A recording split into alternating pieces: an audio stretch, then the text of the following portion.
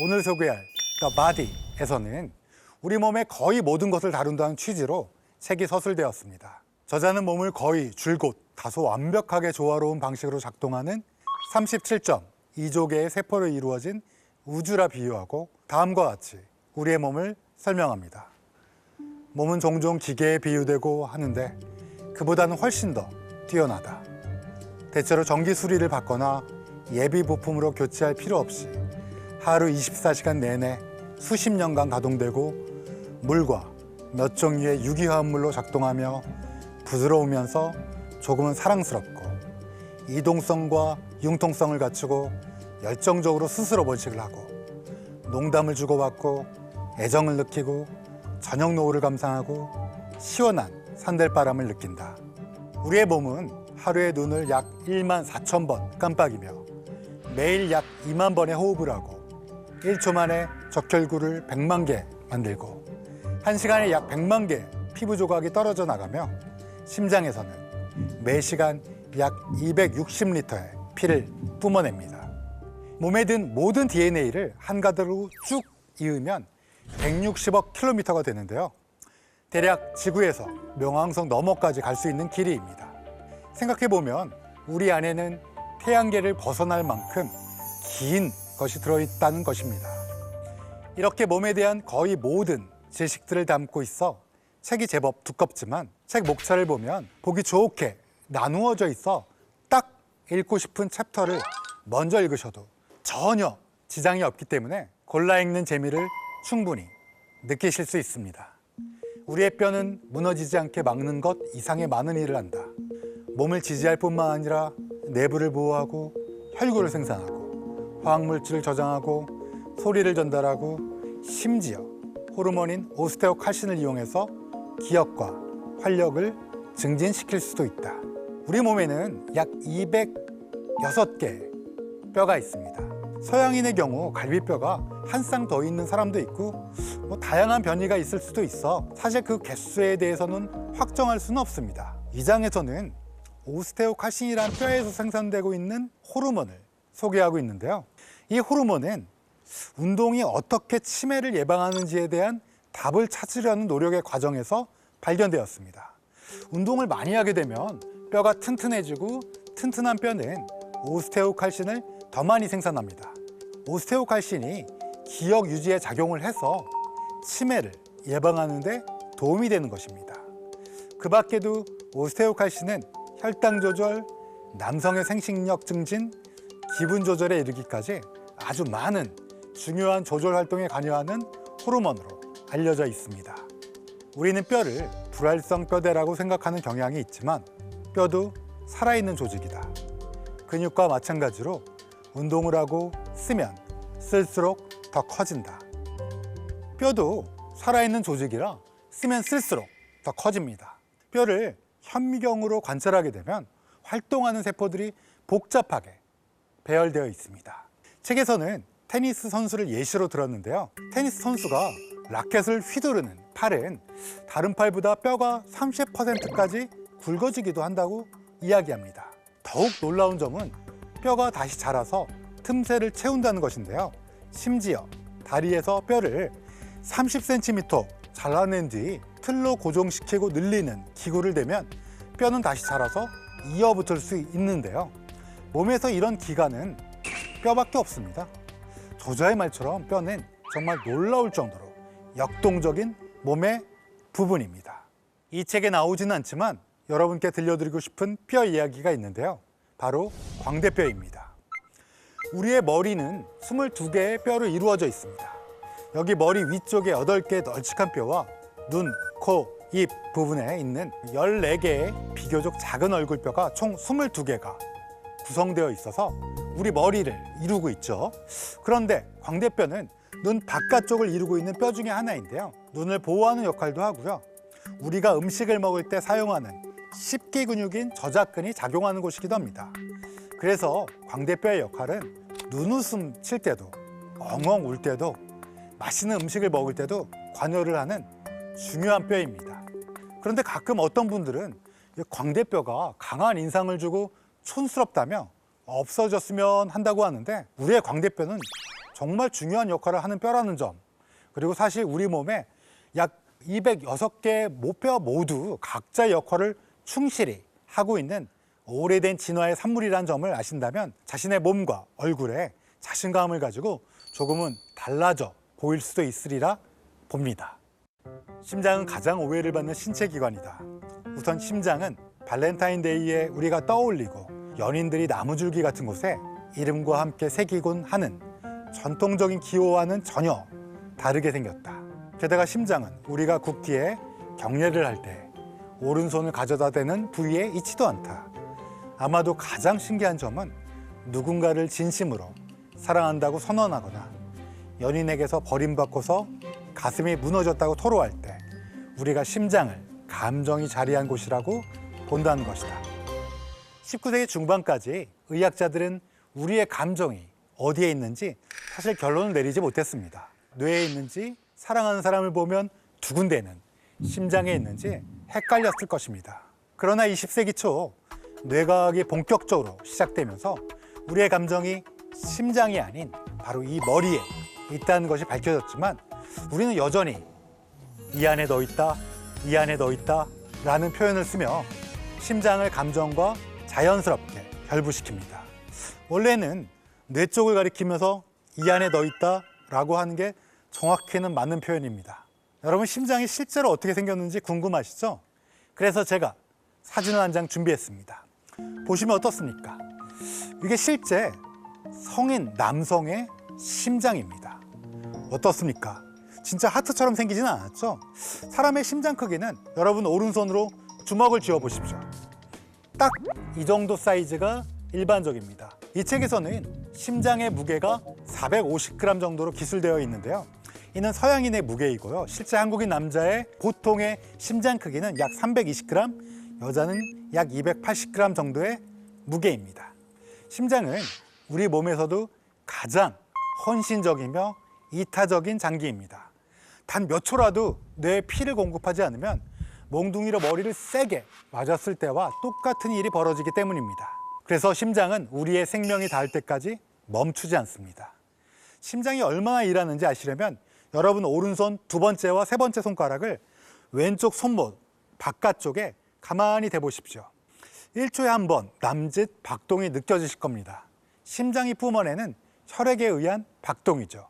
심장은 정상적인 어른이라면 1분에 60회에서 100회 정도 뜁니다. 아이는 더 빨리 뛰죠. 그러면 평생 1분에 80회 심장이 뛴다고 가정해보면 우리가 80세까지 살았을 때 심장은 무려 35억 번 정도 뛴다고 볼 수 있습니다. 또 어머니 뱃속에 있는 순간에도 심장이 뛰고 있었으니까 심장이 실제로 두근두근 박동하는 횟수는 35억 번보다 훨씬 많겠죠.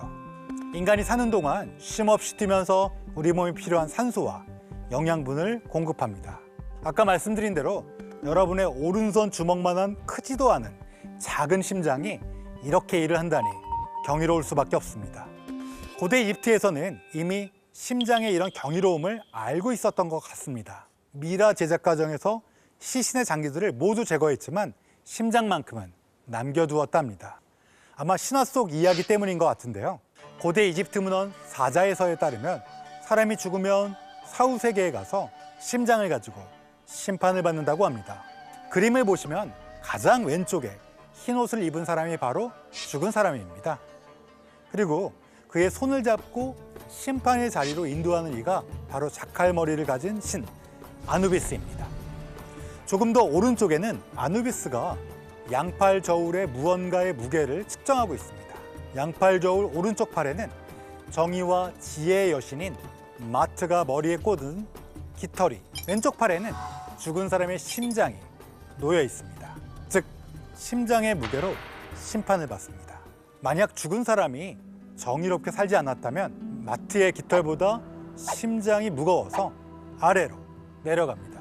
그러면 아누비스 건너편에 있는 악어의 얼굴과 사자의 앞다리, 하마의 뒷다리를 가진 아뮤트라는 괴물이 죽은 사람의 심장을 먹어버리죠.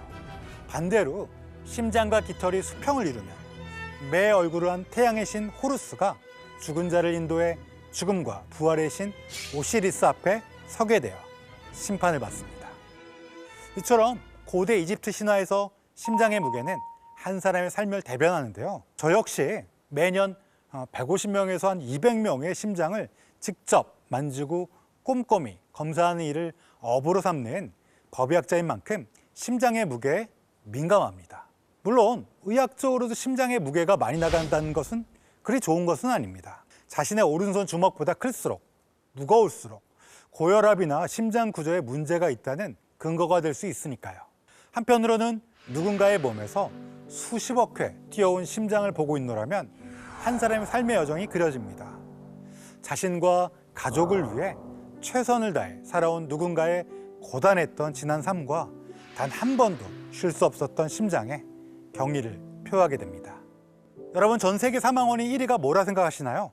심장 얘기를 하고 있어 예상은 하셨겠지만 맞습니다. 심장질환입니다. 우리가 잘 알고 있는 엘비스 프레슬리, 원조 슈퍼맨인 영화배우 크리스토퍼 리브, 많은 유명인들이 허혈성 심장질환에 속하는 심근경색증으로 사망했습니다. 저자의 말에 의하면 모든 발전이 이루어져 왔음에도 불구하고 1900년대보다 지금이 심장병으로 사망할 확률이 70%가 높다고 말합니다.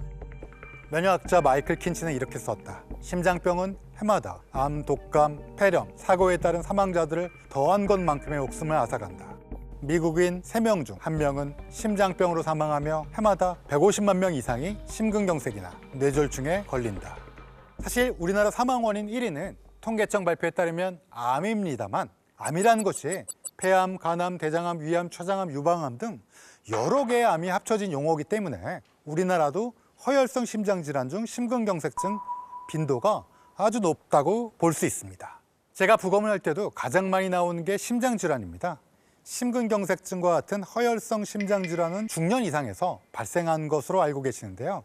젊은 사람에게도 사망 원인으로 나타나기도 합니다. 제가 부검한 사례에서도 공무원 입시 준비로 스트레스를 많이 받아 갑자기 쓰러졌고 부검을 통해서 급성 심근경색증이 확인된 적도 있습니다. 20대 아이를 두고 있는 저로서는 남일 같지 않아서 마음이 울적하고 답답했던 경험이 생각나네요. 이렇듯 흔한 질환인 심근경색증에 대해 저자는 책에서 쉽고 자세히 설명하고 있습니다. 우리는 대개 혼동하여 사용하지만 심근경색, heart attack과 심장정지, cardiac arrest는 사실 다른 것이다. 심근경색은 심장동맥이 막히는 바람에 산소를 지닌 혈액이 심장 근육으로 갈 수 없을 때 일어난다.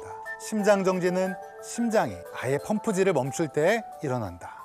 저야 업이라 잘 알고 있지만 일반적으로 모를 수 있는 내용이기도 한데요. 먼저 심근경색증, 의학 용어로는 마이오카디얼 인팍션이라고 부르지만 일반적으로는 핫어택이라고 부르는 이 질병은 산소를 지닌 혈액이 심장 근육으로 갈 수 없을 때 일어나는데요. 되게 갑작스럽게 일어나기 때문에 영어의 발작이란 뜻의 어택, 이것이 붙습니다. 심장정지는 심장이 아예 펌프질을 멈출 때 일어납니다. 심근경색은 심장정지로 이어질 때가 많지만 심장정지는 심근경색 없어도 일어날 수 있습니다. 그리고 치료법이 다를 수 있기 때문에 의학적으로 이 둘을 구별하는 것이 매우 중요합니다. 그렇다면 심근경색증은 어떻게 생겼을까요? 심장 바깥쪽에 위치한 심장을 먹여 살리는 동맥, 이걸 이제 심장동맥 또는 관상동맥이라고 부르는데요. 동맥 안쪽이 노랗게 꽉 막혀 있는 것을 동맥경화라고 합니다. 사진과 같이 심장동맥 또는 관상동맥이 노란색의 동맥경화가 이렇게 꽉 막히게 되면 피가 통하지 않아서 근육이 죽게 됩니다. 혈관이 막혀서 심장 근육이 죽은, 이걸 이제 의학 용어로 괴사라고 하는데요. 이 괴사되어 보이는 심근경색증이라고 부를 수 있는 부위입니다. 실제 빌 브라이슨의 이야기에 따르면 모든 유형의 심장 기능이 멈춘 경우의 4분의 1은 심근경색이 치명적으로 발생했을 때 자신의 심장에 문제가 생겼음을 최초로 그리고 마지막으로 알게 된다고 하는데요. 우리가 건강검진을 받고 건강한 생활 습관을 유지해야 되는 이유가 되겠죠. 그렇다면 심근경색증을 포함한 다양한 심장질환이 존재하는데 우리 인류는 어떻게 이를 치료하기 위해 노력해왔는지 The Body, 이 책에서는 다양한 인물을 통해 상세하고도 재미있게 기술을 하고 있습니다. 이 책을 통해 저도 알게 된 인상적인 인물 한 분을 소개하면 독일의 의학자 베르너 포르스만입니다. 그는 1929년 독일 베를린의 한 병원에서 일하던 의사변호를 갓 취득한 의사였습니다. 그런데 그는 놀랍게도 카테터라고 부르는 얇은 관이 심장에 직접 접근하는지 너무너무 궁금했습니다. 해부학적으로는 가능한 일이긴 하지만 아무도 시도해볼 생각도 안 했죠. 그러나 호기심이 넘쳤던 포르스만은 자신의 팔 동맥 안으로 얇은 관인 카테터를 넣고 쭉쭉 밀어서 심장까지 다다르게 합니다. 이물질이 침입했음에도 심장이 멈추지 않아서 그는 너무나 기뻐서 증거를 남기기 위해서 그 상태, 관을 꽂은 그 상태 그대로 방사선과까지 걸어가서 X선 촬영을 하게 됩니다. 사실 이 실험은 현대의학에서 매우 중요한 발견 중 하나인데요. 현재 심장 또는 순환기 내과 의사들이 이러한 카테터를 넣어서 촬영을 하고 심장동맥의 막힌 부분을 확인하고 풍선이나 스텐트라고 부르는 스프링처럼 생긴 물질을 동맥에 삽입하는데요. 이는 심근경색증의 치료를 하는 근본적인 시술의 기원이 된 실험이라고 볼 수 있습니다. 이 실험으로 포르스만은 노벨상까지 타게 됩니다. 이 밖에 혈액을 몸 밖에 빼내서 인공적으로 산소를 공급한 뒤 다시 신체에 넣어주는 기계인 에크모, 심장이 제대로 뛰지 못할 때 심장의 리듬을 도와주는 기계 등 현재 우리가 심장질환의 발생 시 도움을 받아 생명을 유지할 수 있는 다양한 방법들이 어떻게 진행되어 왔는지 책을 통해 재미있게 확인할 수 있습니다. 깨어있든 잠들어 있든 조용히 리드미컬하게 대개 의식하지 않은 채 매일 우리는 약 2만 번 호흡을 하면서 약 1만 2,500리터의 공기를 꾸준히 처리한다. 물론 몸집이 어느 정도이고 얼마나 활동을 하느냐에 따라 달라진다. 1년이면 약 730만 번 평생을 걸쳐 5억 5천만 번 호흡을 한다. 바로 허파, 즉 폐입니다. 이 책에서는 허파를 비롯한 호흡과 관련된 여러 재미있는 이야기에 대해 알려주고 있습니다. 하나 예를 들면 영국의 학술지인 네이처에 소개된 재채기와 관련된 실험인데요. 재채기를 할 때 물방울이 8m까지 날아가고 공중에 떠다니다가 바닥에 가라앉기까지 약 10분까지도 걸린다는 것을 초고속 카메라로 증명했습니다. 사실 저희 법의학자와 같이 허파를 자세히 살피는 사람들에게는 숨을 쉰다는 것이 얼마나 놀라운 일인지 잘 알고 있습니다. 이 책에서는 허파의 무게가 약 1.1kg이라고 기술되어 있지만 실제 해부를 해보면 사망자의 허파는 죽음의 원인에 따라 천차만별의 무게를 가지게 됩니다. 예를 들어 물에 빠져 사망한 익사자나 심장이 안 좋아서 전신 부종이 생긴 상태에서 돌아가신 분들은 허파에 물이 가득 차서 양쪽 허파의 무게가 2kg을 훌쩍 넘기도 합니다. 또한 허파를 잘 살피다 보면 이분이 어떤 환경에서 사셨는지 알 수 있는데요. 바깥의 공기가 하루 약 2만 번이나 왔다 갔다 폐 안으로 하니까 허파는 우리가 어떤 환경에서 어떤 습관으로 살았는지 아주 잘 보여주기도 합니다. 예를 들면 어린아이의 허파는 핑크핑크한 색으로 보이는데요. 공기가 좋지 않은 지역에서 오래 산 성인의 허파나 연기를 많이 들이마시는 분들의 허파에서는 검은색의 반점들이 여러 개가 관찰됩니다. 담배를 많이 피신 분들은 허파 부위에 공기방울 같이 생긴 폐기종이 많이 보이고요. 또 어렸을 때 허파 질환을 앓았는데 제때 치료받지 못한 분들은 기관지가 넓어지면서 주변에 염증이 동반되는 기관지 확장증이라는 것도 관찰됩니다. 허파의 질병들 중에서 언급할 가치가 있는 너무나 흔한 것이 하나 더 있다. 우리에게 미치는 영향이 크기 때문만이 아니라 원인을 인정하기까지 유달리 오래 걸렸기 때문이기도 하다. 바로 흡연과 폐암이다. 이 책에서 저는 담배와 폐암과의 관계가 밝혀지는 과정이 정말 흥미로웠습니다. 1940년대 말까지만 해도 담배가 폐암의 원인이라는 사실은 많은 저명한 의학자들이 인정하지 않았습니다. 워싱턴 대학교 흉부외과 의사이자 교수인 에바츠 앰브로즈 그레이엄도 담배가 폐암의 원인이 아니라고 생각해서 자신의 학생에게 연구를 시켰지요. 부정하려는 목적으로요. 심지어 그는 당시 흡연자가 늘어나는 기간에 나일론 스타킹 판매도 늘고 인기가 끌었으니까 스타킹이 폐암의 원인이 될 수도 있지 않냐라는 황당한 주장을 펼쳤다고 전해집니다. 그런데 놀랍게도 연구가 진행되면서 담배와 폐암 사이에 결정적인 관계가 있음이 나타나자 이를 인정하고 골초였던 그레이엄은 담배를 끊었습니다. 하지만 안타깝게도 그는 너무 늦게 끊어서 논문을 발표한 지 7년 뒤 폐암으로 사망했습니다. 이후에도 많은 논쟁이 있었지만 점차 미국의 성인 흡연자 비율은 1940년대 약 80%에서 현재 약 14%까지 떨어졌지만 빈곤층의 약 3분의 1에서는 여전히 흡연이 지속된다는 점을 빌 브라이스는 지적하고 있습니다. 최근 우리나라 성인 흡연율은 보건복지부 국민건강영양조사에 의하면 21.5%로 10년 전에 비해 줄었지만 우리나라의 암으로 인한 사망 원인 중 1위가 여전히 폐암입니다. 제가 부검할 때 보면 폐암이 발견되는 경우가 자주 있는데요. 그만큼 사망하기 전까지는 모르는 경우가 많다는 겁니다. 특히 경제적으로 어려운 분들에게서 종종 보여지는데요. 우리가 이에 대해 더 신경 써야 될 점이 분명히 있어 보입니다. 여러분, 우주에서 가장 놀라운 신체 기관이 우리 몸속에 있습니다. 그것은 무엇일까요? 정답은 뇌입니다. 우리의 뇌는 아무것도 하지 않고 가만히 머리뼈 안에 있는 것 같아도 30초 사이에 허블 우주 망원경이 30년 동안 처리해온 것보다 더 많은 정보를 훑어본다고 합니다. 그런데 뇌를 여러분들이 실제로 본다면 깜짝 놀랄 것이라고 저는 확신합니다. 왜냐하면 우리가 상상하는 것보다 너무 볼품이 없기 때문이죠. 인간의 뇌는 너무나 경이로운 대상치고는 너무나 볼품이 없다. 우선 뇌는 75에서 80%가 물이며 나머지는 주로 지방과 단백질이다. 만약 당신이 머리뼈에서 뇌를 꺼내든다면 분명 당신은 뇌가 무척 부드럽다는 것을 깨닫고 놀랄 것이다. 뇌의 부드러움은 두부, 부드러운 버터, 살짝 지나치게 익힌 블랑망제 등 다양한 것에 비유되어 왔다. 저는 매주 여러 개의 뇌를 직접 관찰하고 해부하는데요. 약 1.2에서 1.7kg의 뇌는 본래 물컹한 두부 같은데 해부 전에 시신을 냉장고에 보관하기 때문에 뇌의 주성분인 지방과 단백질이 조금 굳으면서 딱딱해집니다. 그렇지만 여전히 물컹한 느낌이 남아있어서 젤리 같은 느낌이 납니다. 이런 뇌를 두 손에 올려놓고 있자면 과연 우리가 섭취하는 에너지의 20%를 소비하며 사랑하는 감정이 솟아나게 하고 우주를 넘어 상상케 하는 그 놀라운 지력의 보고가 과연 이게 맞는지 의심이 들 때가 있습니다. 더 놀라운 건 1 곱하기 1 곱하기 1 밀리미터, 즉 모래알 크기의 뇌에는 2000 테라바이트의 정보가 저장될 수 있는데요.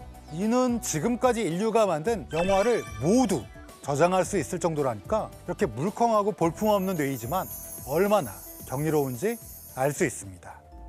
뇌는 가장 취약한 기관 중에 하나이다.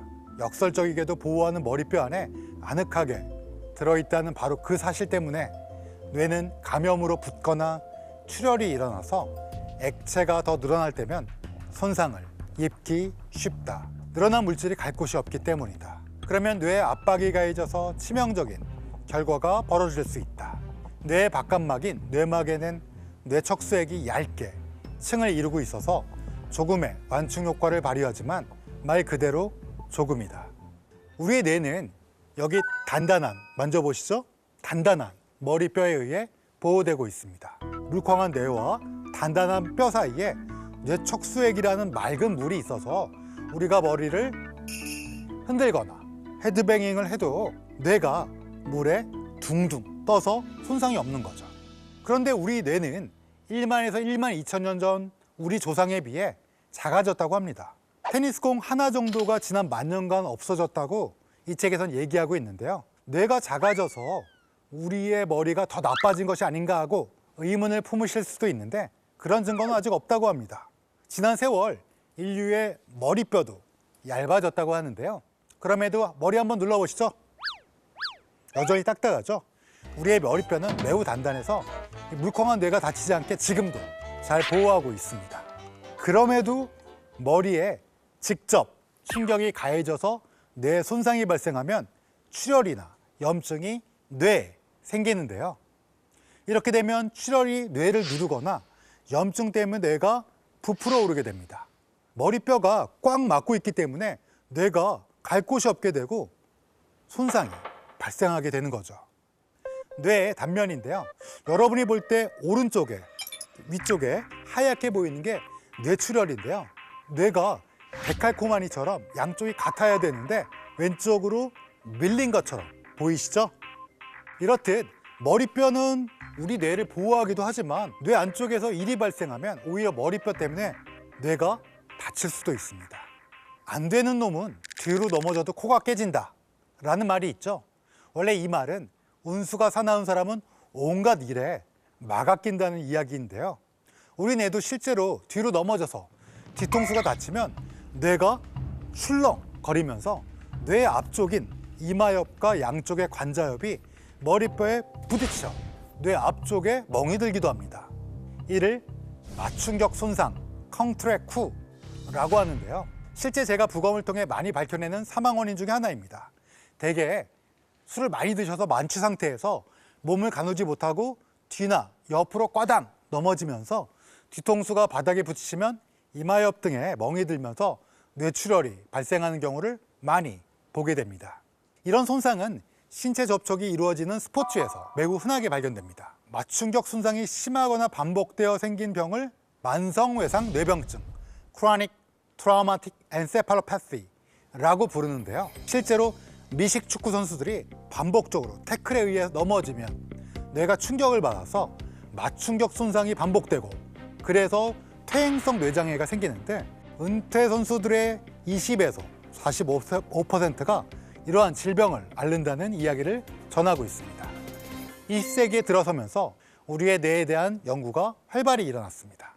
각 뇌의 부위가 어떤 역할을 하는지에 대해 많은 과학자들의 노력으로 일부라도 알게 되었는데요. 우리는 우리 뇌의 10%만 사용한다라는 말을 들어보신 적 있으실 텐데요. 루시라는 영화에서도 뇌를 전부 활용하게 되면 마치 초능력을 발휘할 수 있는 것처럼 묘사됩니다. 그런데 이 책에서는 실제 우리는 뇌를 아주 분별 있게 사용하지 않을지는 몰라도 이런 저런 식으로 뇌의 모든 영역을 골고루 쓴다고 말합니다. 흥미로운 점은 10대 청소년의 뇌회로가 약 80%만 완성된 상태라는 점입니다. 신경학 교수인 프랜시스 젠슨이 하버드 매거진이라는 학술지에 10대의 뇌는 그저 덜 성숙한 어른의 뇌가 아니다 라고 기재했는데요. 10대 때는 쾌락과 관련이 있는 암내 영역인 측좌핵이라는 것이 최대 크기로 자랍니다. 그리고 같은 시기에 몸에 쾌감을 전달하는 신경 전달 물질인 도파민을 인생 그 어느 시기보다도 더 많이 생산합니다. 그래서 우리가 10대에 더 격렬하게 감정을 느끼는 이유가 되는 것입니다. 시청하고 계신 청소년을 둔 부모님들은 왜 우리 아이가 도대체 사춘기 때 그렇게 감정의 너울이 심하고 격정적인지 조금은 이해하실 수 있을 것입니다. 이 사건은 꽤 유명한 사건입니다. 사립대학교 병원에 소아청소년과 전공의를 하던 분이 있었는데 그분이 이제 결혼을 해갖고 아내가 만삭이었어요. 근데 그 해에 마침 전문의 시험이 너무 어려웠어요. 보통은 전문의 시험은 90% 이상을 목표로 합니다. 왜냐하면 전문의가 부족하면 문제가 됩니다. 곳곳에 전문의들이 필요하기 때문에. 그래서 합격률이 한 90% 정도 돼요. 근데 그 해 마침 시험이 너무 어려웠던 거예요. 그러니까 50%로 떨어졌어요. 그러다 보니까 만삭인 아내분과 사이가 좀 안 좋아졌었어요. 부부싸움을 하고 또 남편분이 지나치게 게임을 좀 좋아했다고 합니다. 그러니까 밤새도록 게임을 하고 아내분이랑 다툼이 있었다라는 주변 진술이 있었습니다. 근데 어느 날 남편분이 공부하겠다라고 나섰는데 집에 돌아와 보니 저녁 때 아내분이 이런 자세로 돌아가신 거예요. 그래서 남편이 신고를 했죠. 부검이 시행되는데 그 부검 소견에서는 머리 뒤통수에 살짝 두피가 좀 찢어진 소견이 있고요. 목을 부검을 해봤는데 목에 출혈이 너무 심한 거예요. 살아있을 때 생긴. 그래서 당시 부검을 했던 국가수의 법의관이 손에 의한 목졸림에 의한 질식사로 판단을 했습니다.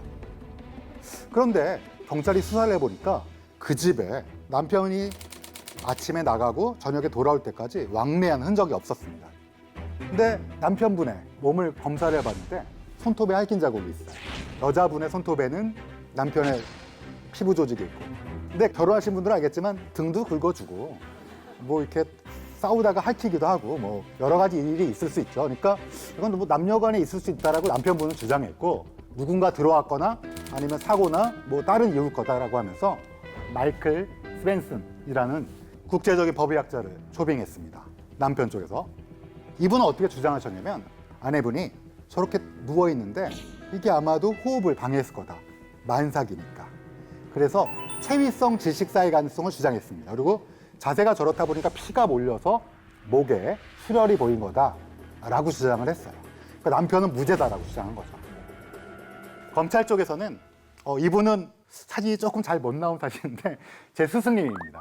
지금은 은퇴하셨고요. 서울대학교 의과대학의 이윤성 교수님이란 분인데 당시에 이 두 분이 법정에서 12시간 동안 물론 이윤성 교수님이 다 하셨는데 그 자료를 뒤에서 준비한 건 누굴까요? 대답하지 않겠습니다. 아마 이윤성 교수님이 보고 계실 테니까. 근데 어찌됐든 그 12시간 동안 치열한 공방을 했고 우리의 부검, 세계적인 수준이기 때문에 또 정확한 진단을 바탕으로 하는 거기 때문에 그게 받아들여졌고 이분은 나중에 본인의 실수의 가능성을 인정하고 돌아갔습니다. 그래서 결론적으로는 유죄 판결이 나왔고 많은 형량이 추가됐죠. 박종철 고문치사 사건을 알고 계실 겁니다. 아마 영화로도 최근에 공개가 됐고요. 이분이 당시에 국립과학수연구원 법의학 과장이었습니다. 당시에 경찰은 어떻게 발표를 했죠? 탁 치니까 억하고 죽었다.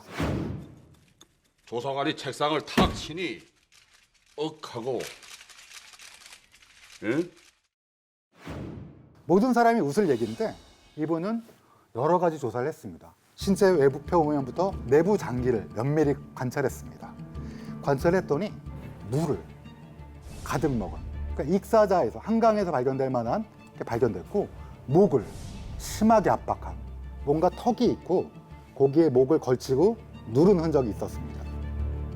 당시 경찰에서는 황적준 박사님이 말씀하시기는 심장 원인에 의한 쇼크를 냈으면 좋겠다라고 지속적인 권고가 있었다고 합니다. 압박이죠. 근데 이분은 굉장히 고민을 했어요. 내가 국가직 공무원인데 여기서 경찰의 말을 들을 것인가 아니면 소신대로 낼 것인가. 근데 결론적으로 어떻게 했나? 과감하게 목에 눌렸고 익사의 흔적이 있다라고 내셨습니다. 그 다음에 어떻게 됐나? 잘렸습니다. 그래서 박종철 사건의 의미는 아마 잘 알고 계실 겁니다. 민주화 운동이 더욱더 촉발됐고 지금 우리가 살고 있는 자유민주주의가 형성되는데 많은 도움이 됐던 사건이죠. 그래서 이런 것들이 어떤 사람의 죽음으로 인해 또 이걸 밝히려는 사람의 노력으로 인해 이루어진다. 궁금한 게 있는데요. 네. 이 검시제도라는 게 언제부터 생긴 건가요? 제가 알기로는 아주 예전에는 없었잖아요. 좋은 질문 하셨습니다. 이 검시제도라는 게 놀랍게 우리나라는 문헌상에는 조선시대 때부터 있었습니다. 여기 보시면 신주무원록, 증수무원록, 흠음신서 이렇게 세 가지가 소개되어 있는데 조선시대에서 가장 이런 거에 관심이 있을 왕이 누가 있을까요? 세종. 맞습니다. 세종대왕입니다. 세종대왕께서는 법의학에도 관심이 많으셨어요. 대단하신 왕이죠. 그 다음에 무원록이 오래 시간이 지나니까 몇백 년이 흐르니까 조금 더 증보해서 내용을 추가해서 한국적 상을 좀 더 추가해서 만들자. 어떤 왕이 그랬을까요? 영조 대왕께서 그러셨습니다. 영조 대왕의 지시를 하고 손자인 정조대왕님이 이제 이거 한글로 편찬할 필요가 있어. 그래서 무원록을 언해. 그래서 한글로 했습니다. 교수님, 그 책에는 그럼 혹시 어떤 사건에 대한 뭐 예시 같은 것들이 있나요? 네, 있습니다. 어떤 사건들이 있나요? 제가 방금 소개시켜드린 네. 무원록에는 아버지와 친자 간별을 하는 방법, 지금으로서는 약간 과학적으로 안 맞지만 그런 방법이 있고요. 방금 말씀하신 굉장한 실제 스토리, 예를 들면 시어머니가 바람을 피웠는데 그걸 며느리가 알았어요. 그래서 며느리를 위장해서 살해한 사건. 근데 그게 현명한 관리가 사건을 정확히 파헤친 사건. 이런 사건들은 지금의 그것이 알고 싶다죠. 흠음신서에 있습니다. 흠음신서는 법의학 플러스 형법학책이라고 하면 됩니다. 그것이 알고 싶다의 조선판이다. 근데 이 흠음신서는 정약용 선생님 저술하신 거여서 이 책은 쉽게 우리나라 말로 나와 있어요. 현대에도. 굉장히 재밌어요. 약간 옛날 말투만 극복할 수 있으면 재밌습니다. 자, 그러면 서양에서의 역사를 조금 살펴드리도록 하겠습니다. 에드먼 로카르도라는 프랑스의 법의학자가 있습니다. 이분은 원래 법률가였는데 법률가로서 활동하다 보니까 너무 비과학적인 게 많아서 다시 의과대학을 들어갑니다. 그래서 여러분 이렇게 노란 거 1번, 2번, 3번 놓는 거 드라마에서 많이 보셨죠? 그런 것들, 과학적인 방법론을 초석을 마련하신 분이에요. 이분이 남기신 유명한 말이 있는데 모든 범인은, 모든 접촉은 흔적을 남긴다. 한 번쯤 들어보셨죠? 이분이 말씀하신 거예요. 그래서 이분이 현대 법의학의 기초를 쌓으셨다라고 보시면 됩니다. 사실은 굉장히 여러 분야가 있습니다. 치아만 하시는 분들도 있고요. 또 저희가 많이 하는 유전학, 법의 유전학이라고 그래서 이 아이가 누구 아이냐, 또는 이 정액이, 또는 이 차액이 누구 건가, 이런 거를 전공하시는 선생님들도 계시고, 법의 독성학이라고 해서 독극물에 관해서 또 하시는 분들도 있습니다. 그래서 또 법의 곤충학이라고 해서 곤충, 돼지를 갖고 실험하는데 지금도 어디서 돼지 갖고 실험하시는 분도 있습니다. 한 가지 좀 흥미로운 사실을 말씀드릴게요. 예를 들어 시신이 외기, 공기 중에 노출돼 있으면 가장 먼저 오는 곤충은 뭘까요? 제가 그 기사에서 봤는데 죽기를 기다리는 곤충이 파리라고 하더라고요. 그래서 시체가 되면 제일 먼저 가서 시체에다가 알을 이제 금파리가 법의학에 관심 있으셨군요. 알을 낳는다고 해서 가장 먼저 파리가 시체한테 접근하지 않을까. 맞습니다. 정확히 맞추셨어요.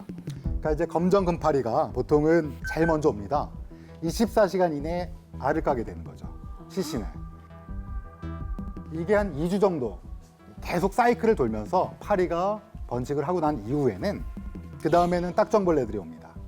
딱정벌레들이 와서 보다 단단한 조직 중에 뭐 근, 인대, 근육 중에서도 이렇게 붙어 있는 근육들을 시식하게 되는 거죠. 그 다음에 이제 뭐 잡식성인 뭐 개미라든지 뭐 이런 것들이 나중에 오게 됩니다. 그러면 이거 갖고 뭘 할 수 있을까요? 시간. 맞아요. 여기 계신 분들은 굉장히 지망생들이세요. 법의곤충학은 사실은 굉장히 오래된 학문이에요. 13세기 중국에서 어떤 사람이 죽었는데 외적 원인에 의해 사망했어요. 근데 그거를 밝히려고 수령이 막 노력했는데 그 흉기를 찾아갖고 범인까지 잡았어요. 어떻게 알아냈을까요? 제가 방금 뭘 가르쳐 드렸죠? 곤충이요. 곤충. 그렇죠. 네. 곤충이 갉아먹은 흔적을 찾았나요? 아, 시신에서요? 네. 아니요, 그렇진 않았습니다. 흉기와 관련돼 있습니다. 날카로운 흉기로 이 속살이 드러나야 파리가 꼬이기 쉬운 거 아닌가요? 아, 그런 것도 있고요. 점점 더 대답은 이렇게 고어해지는 거예요. 흉기는 낫이었어요. 근데 그 흉기를 어떻게 찾았냐? 그 흉기에 파리가 꼬이는 겁니다. 고을 수령이 자, 왠지 날카로운 흉기에 의해서 죽은 것 같은데 자, 다들 집에 있는 낫 가지고 와라. 그래서 세워놓은 거야. 물로 씻어도 거기에 남아있던 피에 이런 곤충이 달라붙었기 때문에 그 사람을 범인으로 하고 흉기를 특정할 수 있었습니다. 뭐 이런 것도 법의곤충학과 밀접한 관계가 있죠. 왜 이 말씀드리냐면 송나라 때 조금 특이한 관리가 시신에 관심을 갖기 시작한 거예요. 그래서 과거에 있던 책들 다 모으고 본인이 사건에 직접 참여해서 이 세원록이라는 법의학 책을 만들었습니다. 이거는 전 세계적으로 첫 번째 법의학 책입니다. 교수님 그런 말이죠. 이거는 이제 육지에서 일어났을 경우인데 우리가 이제 익사를 하거나 그때는 사실은 파리가 오지가 않잖아요. 네네. 어떤 게 가장 먼저 그때는 이거 말씀드리면 조금 식욕이 떨어질 수도 있는데 시식성 해양생물은 뭘까요? 새우, 우럭. 네. 새우 먹기 이제 끔찍. 새우. 아니 근데 뭐 그거 신경 쓰지 마시죠. 근데 그래서 해양생물 같은 경우는 뭐 갑각류라든지 육식성 생선이라든지 이런 거에 의해서 지금 파악하려고 노력하는데 아직 곤충만큼의 연구가 돼 있지는 않습니다. 우리나라 한국의 사망 원인 1위가 뭘까요? 1위는 암 아닌가요? 2위는요. 저 집요합니다. 2위는 교통사고? 아니 그렇게 우리나라 교통이 나쁘지 않아요. 뇌혈관 질환이고요. 3등이 심장 질환입니다. 뭐 그 다음에 조금씩 있는데 제가 왜 이런 말씀을 드리냐면 사실은 여기 암과 뇌혈관 질환, 심장 질환 사이에 하나가 더 있어요. 불분명한 사망 원인이에요. 여기에는 두 가지 관점이 있습니다. 첫 번째, 제가 아까 많은 사망 원인 중에 10만 명당 타살은 얼마나 된다고 그랬죠? 0.7에서 0.9명이라고 그랬죠? 그러면 자살은 얼마나 될까요? 10만 명당 26명에서 28명 정도 합니다. 많을 때는 30명이 넘었어요. 전 세계 OECD에서 1위입니다. 정말로 심각해요. 근데 자살이 사실은 과소평가돼 있어요. 이것보다 많을 가능성이 있어요. 왜냐하면 한 4, 5월쯤에 되면 한강에서 시신이 떠올라요. 왜냐면 겨우내 부패가 안 돼 있다가 날이 따뜻해지면 시신이 떠오릅니다. 그럴 경우에 저희 서울대학교 쪽에 국가수를 통해서 오기 때문에 제가 많이 부검합니다. 근데 명확하게 자살을 증명할 수 있는 게 없다면 사망진단서의 작성에 문제가 있습니다. 의사분들이 과거에는 뭐라고 사망진단서에 썼냐면 심장마비라고 썼어요. 사망 원인을. 심장마비는 어떻게 생각하세요? 사람이 죽으면 다 심장이 마비되죠? 심정지는 어떠세요? 심장이 정지되니까 사람이 죽었겠죠. 뭐 호흡정지는 어떠세요? 그것도 똑같죠. 그래서 그럴 경우에는 이 불분명한 사망 원인이 이렇게 많이 잡히게 됩니다. 이건 문제가 있어요. 어떤 법의학자분들은 이렇게 얘기하십니다. 타살 10만 명당 0.7에서 0.9 그거 넘을지도 모른다. 왜냐하면 원인 불명이 이렇게 많은데 그중에 혹시 타살이 섞여 있을지도 모른다. 이렇게 원인 불명의 죽음 때문에 혹시 묻혀지는 사망의 원인과 사망의 종류가 정확히 모르는 죽음이 있지 않을까, 이런 생각은 국민들이 감시하고 개선을 요구해야 될 부분입니다. OECD 중에서 이렇게 원인 불명의 사망자 수가 제일 많은 건 우리나라가 1등입니다. 이 그래프를 보니까 쭉 갈수록 내려지는데, 그렇다면 혹시 10만 명당 수치가 제로인 나라도 있나요? 타살이나 자살이 없는 나라도 있습니다. 어딜까요? 우리와 아주 가깝게 있습니다. 북한? 네, 그 나라입니다. 진짜로 없다고 믿으시는 건 아니죠? 네. 처벌받아요, 그 나라는. 자살하면 가족들이. 죽음과 삶에 있어서 많은 패러다임이 바뀌었습니다. 예를 들면 자궁에 아기 포가 붙으면 수태라고 하는데, 그 수태가 되면 그때부터 이건 생명이라고 했어요. 근데 이제 민법과는 조금 다르죠. 민법 같은 경우는 아기가 엄마의 자궁에서 머리를 디미는 순간 민법적 권리가 생깁니다. 근데 형법은 좀 달라요. 형법의 대표적 악설은 진통이 느껴질 때, 조금 끔찍한 얘기지만 진통을 느끼고 있는데 만약에 타인에 의해서 이 안에 있는 사람이 죽으면 살인죄가 됩니다. 이때부터 사람이기 때문에. 그럼 그 전에 무슨 죄인가요? 낙태죄죠. 이렇게 심플했는데 이제는 여러분 아마 조금 아시겠지만 정자와 난자를 밖에서 수정시킬 수 있고, 그 수정된 난을 과거에는 난임 부부를 위해서만 이런 걸 했었는데 이제는 어때요? 여러분 혹시 아일랜드라는 영화 혹시 보신 적 있나요? 네. 네. 나와 똑같은 사람을 만들어서 장기를 이식하려는 시도가 있었죠. 그러면 그건 생명인간인가, 복제인간은? 얼마든지 이런 질문을 던져볼 수 있고 생명의 정의조차 조금씩 바뀌고 있어요. 죽음도 바뀌고 있습니다.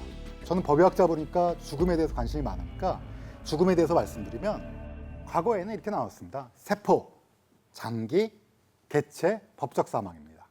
여기서 의사들이 관심 있는 것은 장기 사망이에요. 그러니까 숨을 쉬지 않고 심장이 멈추면 어떻게 돼요? 사망하는 거죠. 그러니까 의사들이 어때요? 사망하셨습니다 하고 선고를 하죠. 근데 문제가 생겼어요. 어떤 교수님이 미국에서 본격적으로 간이식을 좀 더 많이 하시고 돌아오셨어요. 그래서 간이식을 활발하게 하시다 보니까 문제가 생긴 거예요.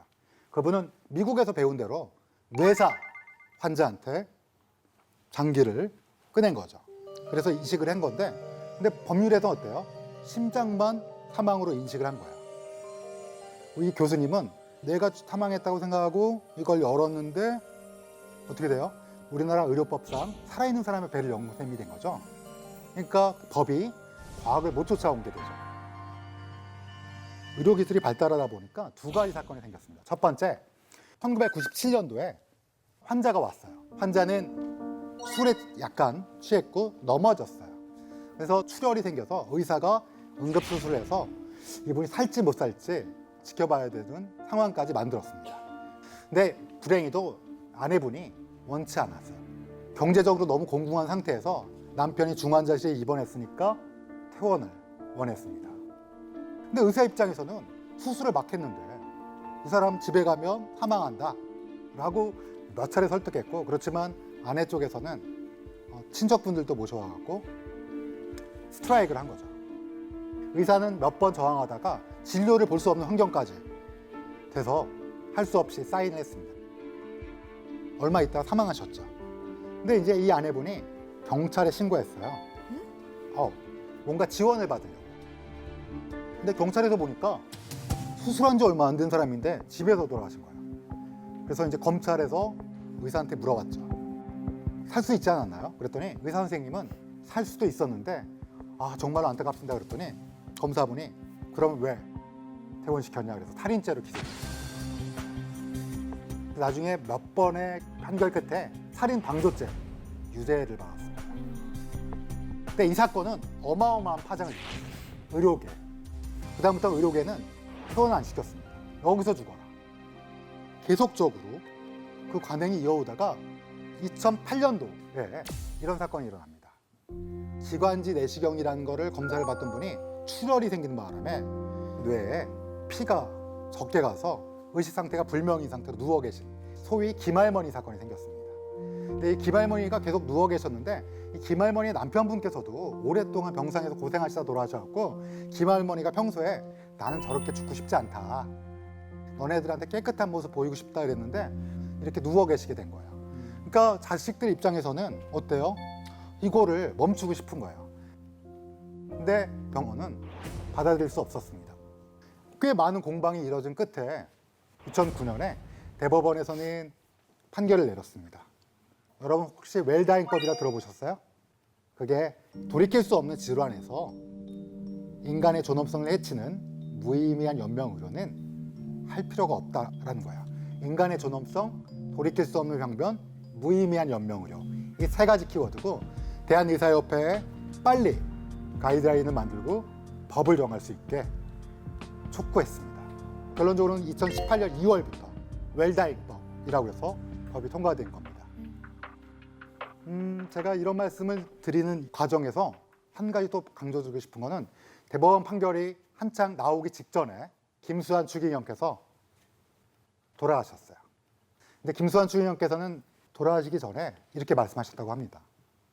의사 선생님들 애써 저를 살리시지 마시고 DNR, Do Not Resuscitate, 우리나라 말로는 심폐소생술을 안 하셔도 됩니다. 전 신을 만나러 가는 게 두렵지 않습니다. 준비가 됐습니다. 이렇게 얘기했어요. 그리고서 호흡이 멈췄습니다. 근데 의사들은 반사적으로 딱 멈춘 순간 뛰어듭니다. 위로 올라타서 하는 거 살렸어요. 응급소생술로. 그러니까 김수환 주임께서 깨어난 다음에 뭐라고 하셨냐? 하지 말라니까! 라고는 안 하셨고요, 당연히. 다시 안 하셔도 됩니다. 하라고 말씀하셨어요.